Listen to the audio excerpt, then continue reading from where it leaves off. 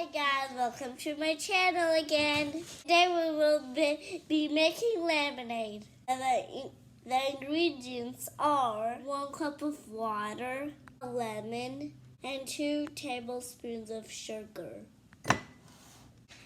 You also can have ice if you want. And the filters to filter the lemonade. Let's get going. Put 2 tablespoons in the water. Now mix it. Through a spoon, taste it.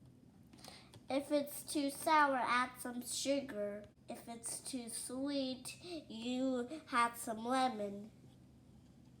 Now if you want, filter it. Ooh, gross.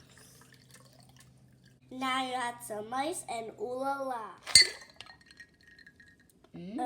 Taste it. Tastes good. Thanks for watching. Subscribe to my channel more.